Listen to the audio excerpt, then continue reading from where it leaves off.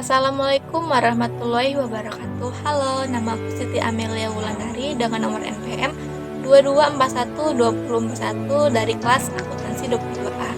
Nah, pada pertemuan ini aku akan membahas mengenai formulir pada sistem akuntansi, di mana di dalam ini akan mencakup pembahasan, pengertian, jenis, penggolongan formulir, manfaat, serta cara untuk membuat formulir secara efisien.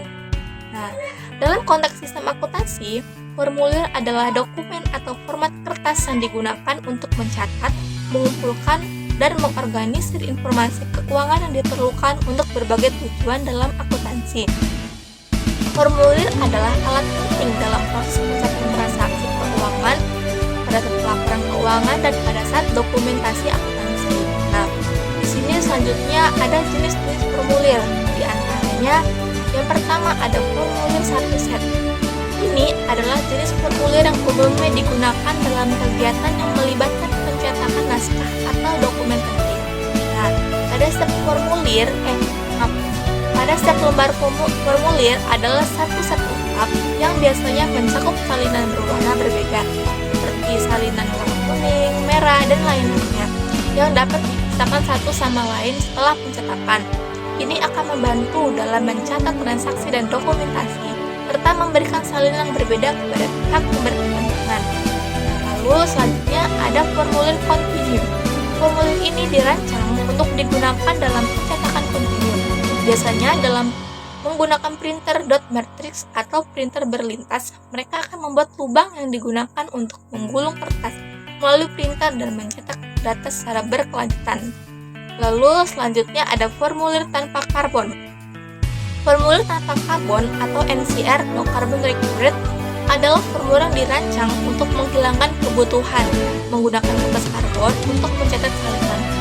Mereka memiliki lapisan prima yang memungkinkan tinta di atas lembar untuk mentransfer teks atau gambar ke lembar di bawahnya tanpa karbon. Lalu selanjutnya ada formulir tinta magnetis. Ini adalah formulir khusus yang sering digunakan untuk dokumen keuangan yang memerlukan tingkat keamanan yang tinggi. Ini contohnya seperti cek. Nah, tinta yang digunakan hanya bisa terlihat atau terbaca dengan peralatan deteksi tinta magnetis khusus. Lalu selanjutnya yang kelima ada formulir Richards recognition atau pengenalan karakter, di mana formulir ini dirancang untuk bekerja dalam perangkat lunak mengenalkan karakter. Misalnya, jika akan mengisi formulir dengan tangan, perangkat lunak dapat membaca dan mengenali tulisan secara otomatis untuk tujuan pengarsipan atau analisis data. Nah, selanjutnya ini ada formulir dibagi menjadi dua bagian, yang ada pun formulir menurut sumbernya dan formulir menurut tujuan penggunaannya. Nah, yang pertama ini ada formulir menurut sumbernya. Ini di dalamnya ada formulir internal perusahaan. Formulir ini dibuat untuk digunakan dalam perusahaan untuk keperluan internal dan biasanya disimpan dalam perusahaan. Contohnya ini akan mencakup kartu jam kerja karyawan, memo kredit atau debit, pengeluaran barang, dan bukti permintaan. Nah, lalu yang kedua adalah formulir ekstra perusahaan. Contohnya, ini mencakup bukti kas keluar, faktur penjualan yang dikirim kepada pelanggan, dan surat order pembelian yang dikirim kepada pemasok. Lalu ada formulir yang diterima dari pihak perusahaan, di mana contohnya ini termasuk faktur pembelian dari pemasok, surat order yang diterima dari pelanggan, dan rekening koran bank yang diterima dari bank. Nah, selanjutnya ada formulir yang menurut tujuan penggunaannya. Secara sederhana, yaitu terdapat formulir permintaan, di mana formulir ini digunakan untuk meminta unit organisasi lain melakukan suatu tindakan tertentu. Contoh formulir ini mencakup permintaan, di mana seorang meminta barang dari gudang. Ini adalah permintaan yang harus dipenuhi. Lalu formulir pencatatan tindakan. Formulir ini digunakan untuk mencatat tindakan yang telah dilaksanakan. Contohnya, formulir ini termasuk faktur pembelian, di mana untuk mencatat pembelian yang telah dilakukan.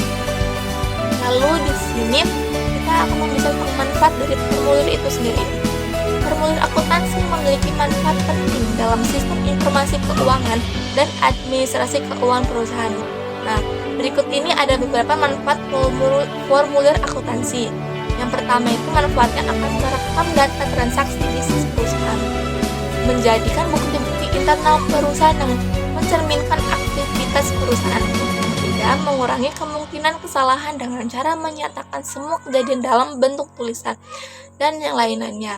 Nah, dalam hal administrasi dan keuangan perusahaan, formulir berfungsi sebagai dokumen yang memiliki kekuatan untuk membantu pihak-pihak yang terlibat dalam kegiatan pengorganisasian atau pencatatan transaksi guna menghasilkan informasi keuangan perusahaan. Nah, pada formulir juga menjadi bagian awal dari sebuah silkus akuntansi dan merupakan bukti-bukti internal perusahaan yang mencerminkan aktivitas perusahaan. Formulir dalam sistem informasi akuntansi ini beberapa jenis formulir yang terbagi berdasarkan sumber dan tujuan penggunaannya. Hal ini akan mempengaruhi dalam merancang jenis formulir yang akan digunakan. Oke, selanjutnya ini ada beberapa cara untuk membuat formulir yang efisien dan mudah digunakan. Yang pertama, itu ada tentukan tujuan formulir. Sebelum membuat formulir, tunjukkan terlebih dahulu tujuan formulir tersebut. Apakah formulir tersebut digunakan untuk merekam data transaksi, mengumpulkan informasi, atau sebagai bukti untuk bertanggung jawab. Nah, lalu yang kedua ini ada buatlah rencana formulir yang sederhana dan seringkas mungkin, di mana formulir yang mudah dipahami dan diisi oleh pengguna. Lalu, cantumkan nama dan alamat perusahaan pada formulir.